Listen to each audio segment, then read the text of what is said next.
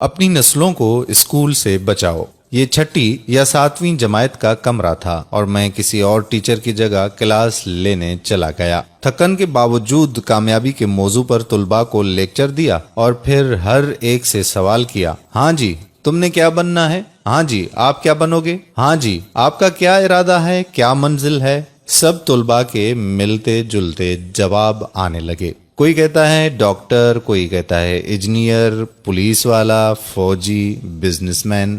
لیکن ایسے لیکچر کے بعد یہ میرا روٹین کا سوال تھا اور بچوں کے روٹین کے جواب، جن کو سننا کانوں کو بھلا اور دل کو خوشگوار لگتا تھا، لیکن ایک جواب آج بھی دوبارہ سننے کو نہ ملا۔ کان تو اس کو سننے کے متلاشی تھے ہی، مگر روح بھی بے چین تھی۔ اینک لگائے بیٹھا خاموش گمسم بچہ، جس کو میں نے بلند آواز سے پکار کر اس کی سوچوں کا تسلسل توڑا۔ ہیلو، ارے میرے شہزادے، آپ نے کیا بننا ہے؟ آپ بھی بتا دو۔ کیا آپ سر تبسم سے ناراض ہیں؟ بچہ آہستہ سے کھڑا ہوا اور کہا، سر میں نور دین زنگی بنوں گا۔ میری حیرت کی انتہا نہ رہی اور کلاس کے دیگر بچے ہنسنے لگے۔ اس کی آواز گویا میرا کلیجہ چیر گئی ہو، روح میں ارتعاش پیدا کر دیا۔ پھر پوچھا، بیٹا آپ کیا بنو گے؟ سر میں نور دین زنگی بادشاہ بنوں گا۔ ادھر اس کا جواب دینا تھا، ادھر میری روح بے چین ہو گئی،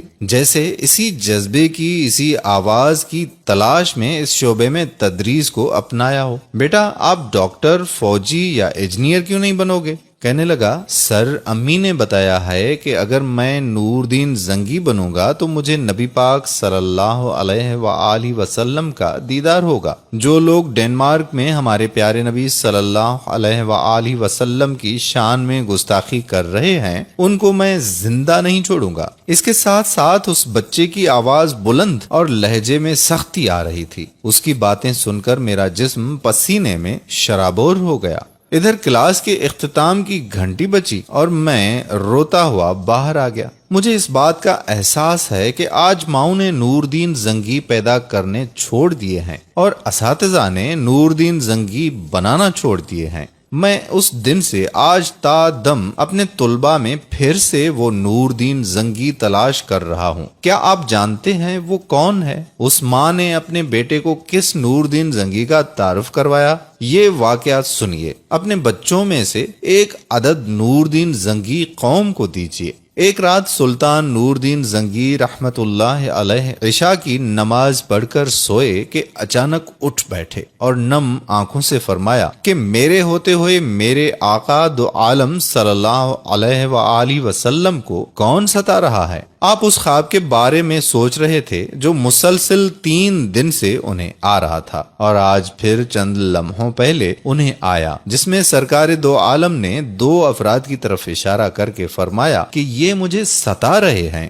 اب سلطان کو قرار کہاں تھا؟ انہوں نے چند ساتھی اور سپاہی لے کر دمشق سے مدینہ جانے کا ارادہ فرمایا۔ اس وقت دمشق سے مدینہ کا راستہ 20-25 دن کا تھا، مگر آپ نے بغیر آرام کیے یہ راستہ 16 دن میں طے کیا۔